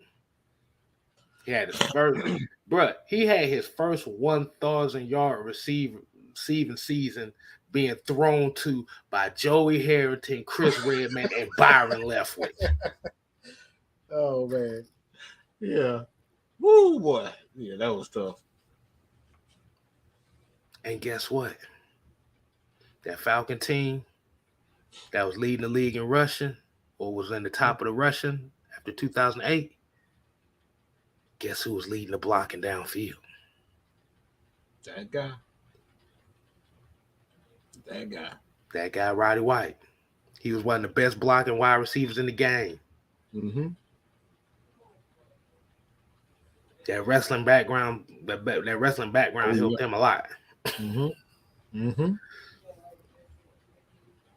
But that's what we mean about the culture, setting the culture. Because it's all we can sit up here and talk about. We need to win games and win games and win games.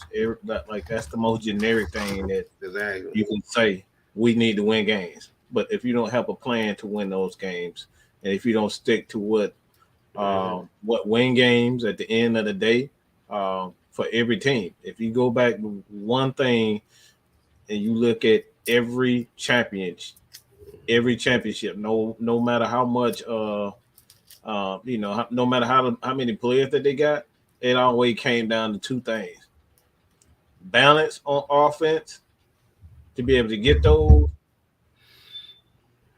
first downs, and playing solid defense. You go back from the Steelers to the Colts with Peyton Manning throwing down there 5,000 yards every year. He always had Joseph Adai, Adrian James. We can't forget Edge. We can't forget Adrian James, Marshall Faulk. Like, they always had a balanced team. You go back to Tom Brady. Tom Brady had LeGarrette Blount, Kevin Faulk for a good little minute. LeGarrette Blount. He had Corey Dillon. Mm-hmm. Let me see who was the James White. James White. I'm trying to think, was Lawrence Maroney on one of those? I believe so. Lawrence Maroney. Yeah. Was he on one of those? I know Rex Burkhead. I know what was that? Danny Woodhead was on one of those. Yeah. Mm-hmm. But LS here says, how many receivers can you say Matt Ryan saved their careers or got them a contract for some money they fell off when they left? Hold on, Mike. Let's go into that bank, shall we? Let's see. Let's name some receivers. Let's name some receivers. Hell, Roddy White, he saved his career. He got Julio's second contract. That's Julio's second contract. Muhammad Sanu, Yeah. Taylor Gabriel, Russell Gage. Russell. We Austin gonna Hooper. find out. Austin Hooper. Yeah, you could throw Levine Toilolo ass name in there for all you know. Mm-hmm. So Shit. he got another Harry little Du- check after he went to Detroit. Harry Douglas. Whoa, I know Harry love him, boy. I know Harry love him. Harry Douglas got that big ass contract from Tennessee. Tennessee got rid of his ass after 2 years, man. And after that, he didn't play no more after that. He was like, "No, I'm good." Turbo Yeah, Taylor. Mm-hmm. So he done got guys paid. And the second part of that question is how many offensive coordinators then got head coaching jobs? How many coaches, period, done got jobs because of Matt Ryan? Like, I mean, if we want to be serious, like the reason why that he haven't had a job in Texas is because of Matt Ryan, and I mean Steve Sarkisian.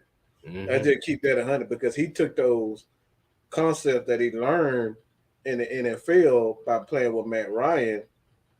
He took those to Alabama, and Alabama had that year, that big offensive year, and then he ended up going to Texas and getting the job at Texas. So Matt Ryan has gotten a lot of people paid, bro. He got a lot of people paid, bro. Mm-hmm. So this kind of goes back to the conversation we had before about it's nothing wrong with having your favorites, Mm-hmm. but the thing is you have to respect the history of this team. Mm-hmm. Even if you are one of those that say Michael Vick was better than Matt Ryan.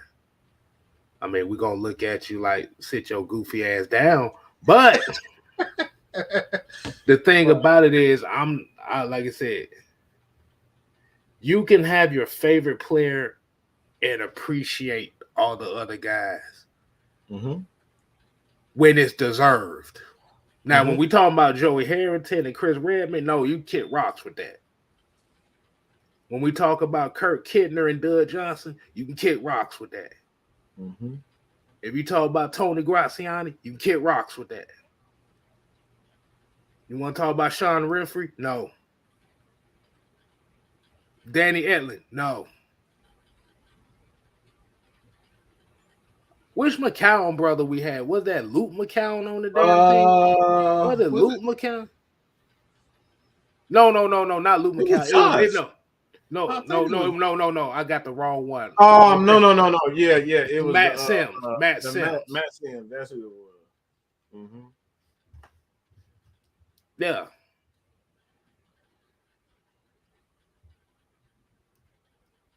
Oh, it was Luke McCown. We did have Luke McCown. We did. We had 2 stints of Matt Shaw. We might need to do a whole show of all the quarterbacks the Atlanta Falcons have ever had. Right. Good God. Do y'all want us to do a show on all the quarterbacks the Atlanta Falcons have ever seen? You do, because we got to realize too, as for a fan base that's so entitled on a title, we keep forgetting that the Falcons have one of the worst winning percentages as a franchise in the league. Oh boy. Actually, Tampa has a worse winning percentage than we do.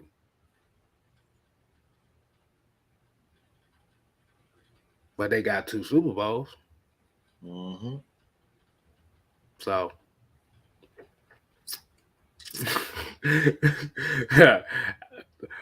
I want everybody. Oh, okay. If everybody want us to do a show on all Falcons quarterbacks and Falcons history, put a 3 in the chat if you want that to happen. I want to see that. I want to experiment on something. Man, that's gonna be. We gotta have a whole family on that for that show right there. We gotta have Noah. We gotta have Devontae on all that shit. Ben Kurt. Oh my God. Kurt. Rex Grossman. Wait a minute, Rex That's a Grossman? disgusting name, bro. I mean, I wasn't a Rex Grossman fan in Florida, so I'm already like, boy, get the fuck up out of here. Uh-oh. I see a lot of threes here. Yeah, it's quite a few. I see a lot of damn threes with a they tell Leo said threes with a drink. They said they want Sam to be a part of that one. Oh, Oh, look at this. Talk about balance. Was the Steelers unbalanced when Ben threw those 5 interceptions against the Jaguars? you think? Oh man, Bruh. balance means a lot. Bruh, Ben Roethlisberger, one of Ben Roethlisberger's last games. I'm gonna tell you how crazy this statistic was. This dude threw 37 passes for 93 yards. How the hell you throw 37 passes? Look.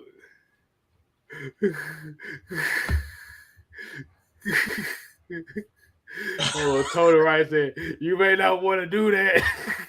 He said, dark days, a lot of dark Bro, days. that ain't dark days, boy. I don't know what that is. Oh, my God. Kim McQuilkin, Dick Shiner. Oh, my God. How you know it's bad when you got a quarterback named Dick Shiner? Hold on, I'm just going to, like I said, we just see for that particular show, we got to have the whole crew for that show. We got that's gonna be nasty. I regret it, hey man. Woo boy. Yeah, think about it. In the Falcons, almost 60-year history, we've only seen. I think I said what I say before. We only seen like 15 playoff appearances in a 60-year history. Mm-hmm.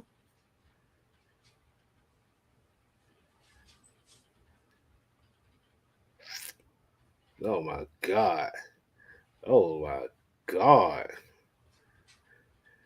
Yeah. Trust me, it's a reason why we worship Matt Ryan. And even if you worship Michael Vick, but like I said, you rather have one of those two than this list. I'm just gonna name some. I'm just gonna give you a few names. I ain't gonna give you the whole list. I'm gonna give you a few names. Y'all already know about Bobby Hebert and Jeff George.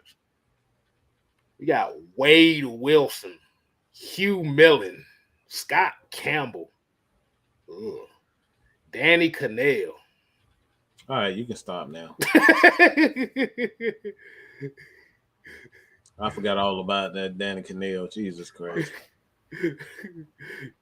Kim McQuilkin, Bob Berry. Hold on, we gotta say it before the show. Don't give him no more. I ain't gonna give him all of them. I just gave him a couple more. Jesus Christ, Whew.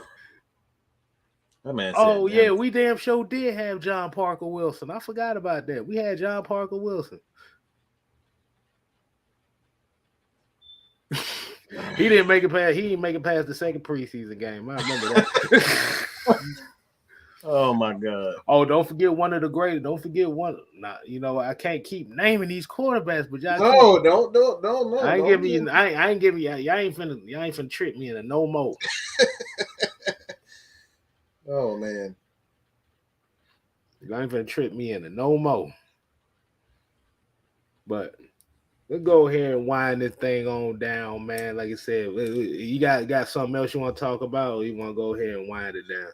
Hey, I think we got it, man. Football is around the corner. Of course, y'all know we're gonna still do these post game shows for the games, and I like those are gonna be really exciting, man. There ain't no telling what you're gonna get from us. Those are live reactions. Like I think those are the best shows that we put on because it's live reaction right after the game. We don't waste no time. We get right after the game, whether we win or lose. Y'all gonna get the true and honest post game reaction. That's what we're about. Exactly. And this year, we got confidence. in doing these live streams like this, especially me. So y'all really don't know what the hell y'all looking at me Right. today. Yeah. Oh, But I don't even know why you even here. But Jesus Christ. he said the Falcons had a quarterback come from selling insurance. Oh my God, man. Oh my God. But like I said, if y'all want a sneak preview of the Atlanta Falcons history, y'all need to go look up Secret Bases 7-part series. I think it's 7 or 8-part series on the history of the Atlanta Falcons. Mm-hmm. That Secret Base history of the Atlanta Falcons. Now you wonder why. A lot of Falcon fans have a lot of PTSD and on damn near suicide watch, because if you watch that shit right there, you be looking like, oh, wait a minute. There's a reason why we worship our players. You had a head coach get fired because he damn near slapped somebody after a press conference. Right. That's all I need to know. But yeah, we gonna have that ready, boy. That shit, like I said, we gotta call. Hey, Wolf, we might have to put you on that show too, man. This shit's gonna be fucking hilarious. Oh, we doing our homework on it. Yeah, so it's not gonna be right away, but y'all just be on the lookout because we gotta actually find some footage. Hopefully, we find some footage on these guys. I know most of these guys probably ain't got much. Right, that's a whole look. Them guys probably ain't got much footage to look at. It's probably a bunch of interceptions and a bunch of incomplete passes. A bunch of kickoff returns. Because we weren't doing shit on offense. I'm about to say, boy. And look. And this is the sad thing. And hold on, let me get this before we do the outro, man. And I appreciate everybody still tuning in with us here. This is why that grits blitz defense, Atlanta Falcons, was one of the saddest things we've ever seen here in Atlanta Falcon history. Because you had this dynamic, dominant defense, and the offense was one of the worst things you've ever seen. They had no choice but to blitz everybody because their offense damn sure wasn't scoring no points. No. we gave up an NFL record, okay? This is an NFL record, and the lowest points is 9.2. Hold on. Grits blitz. That was the 1977 Atlanta Falcons. Let's go ahead and look up some stuff right quick. The grits. Hold on. No. You know what? No, I got a computer here. I don't know why I'm using my phone. Let's look. Let's look at something. Y'all bear with me. This ain't gonna take but a minute.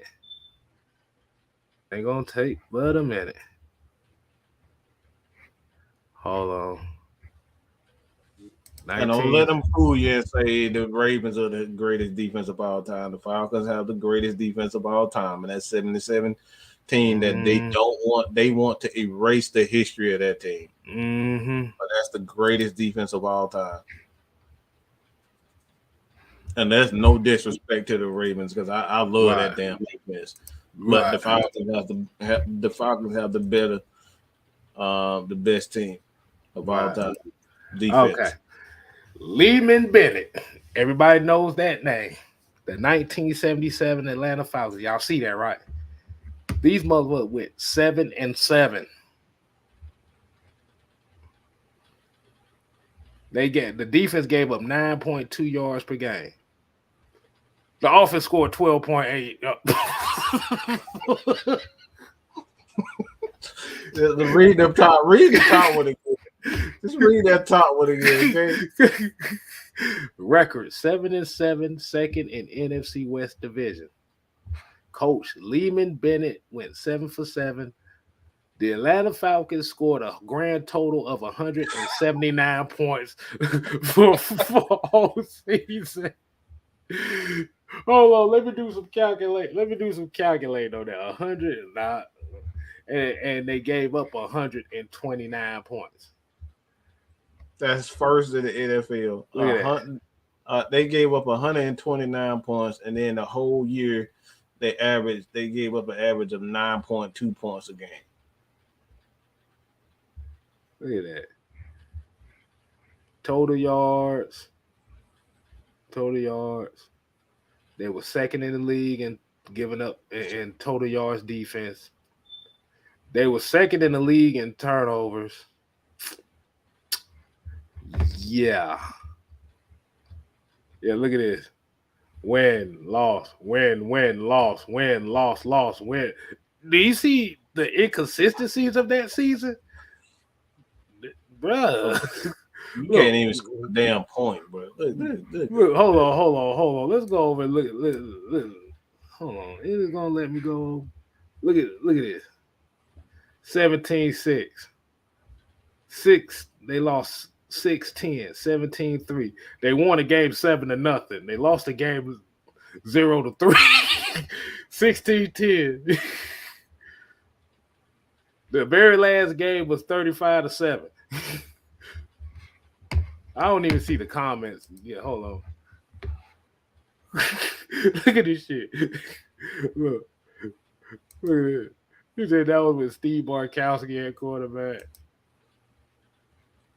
Darton said this is gonna be. He got a Saint symbol going on here, but he said this is gonna be a long ass show with past quarter. Marvin talking about where's my damn whiskey. Yeah, Bartkowski went through. Look at this shit. Bartkowski threw 5 touchdowns with 13 interceptions that year.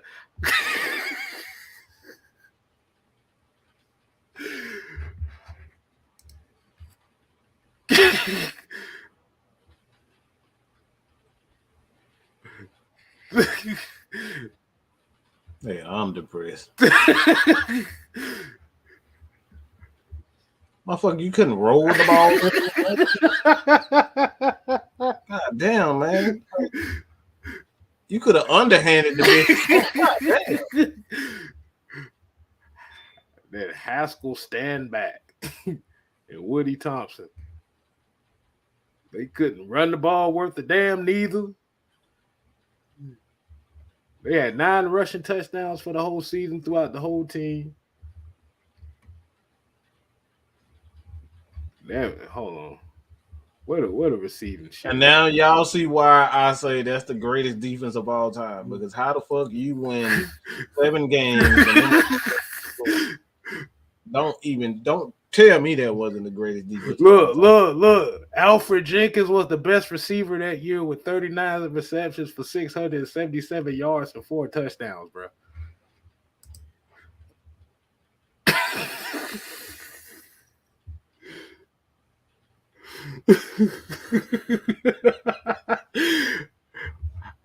I want to ask everybody about the Grits Blitz defense. How do y'all feel about that offense that year? Nigga, why do people like that? Don't antagonize me. I'm going to antagonize the shit out of everybody. You know that's what I do best. Oh my god. If this makes you mad, put a 4 in the chat if this makes you mad. That shit give me a fucking nightmare. Motherfucker couldn't even roll the ball. Like, goddamn. Motherfucker could have had some backward screens or something, goddamn. I don't think anybody want to put no 4s there right now because I think everybody drunk now. Like, wait a minute, this some bullshit.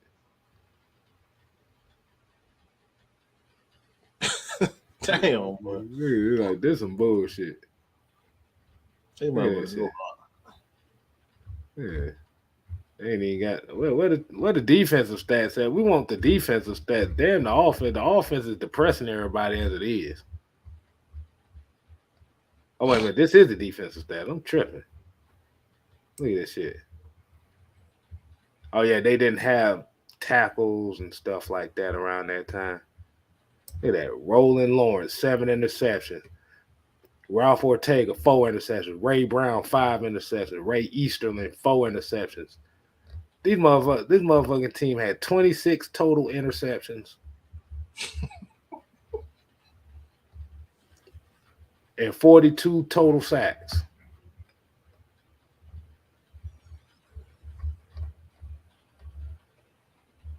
So you telling me that they was getting to the quarterback and getting turnovers?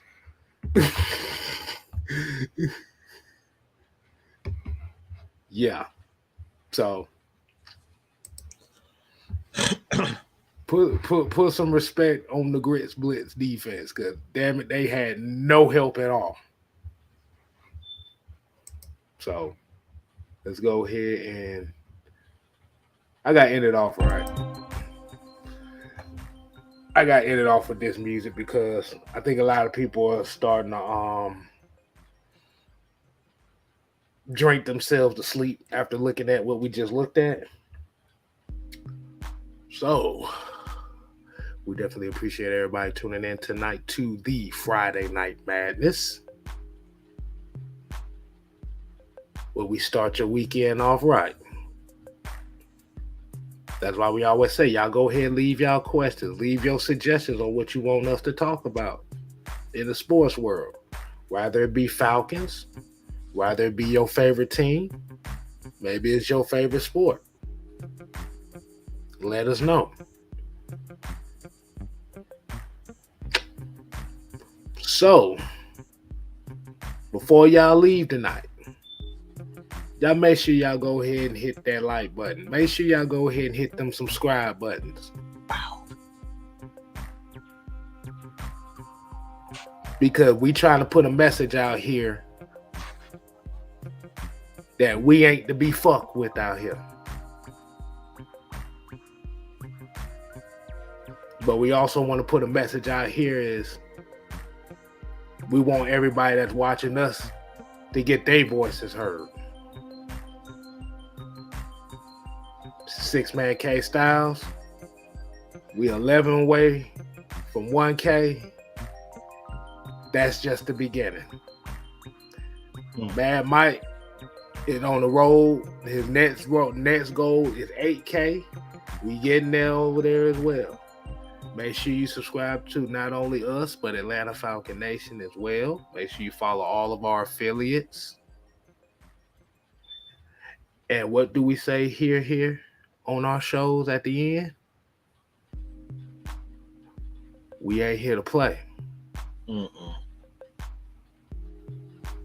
We here to stay.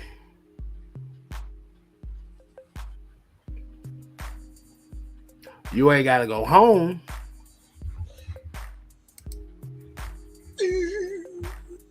About to do my prints. No, you got to do it right. Hold on, you got to do it right. You got to do it right.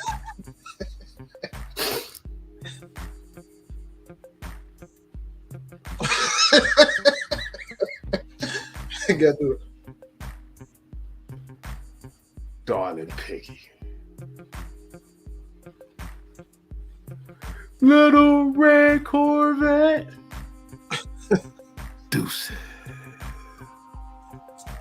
Wait. I want to see how the fuck he do that shit, man. That shit make my eyes hurt. What the fuck is that shit? Oh my god, boy.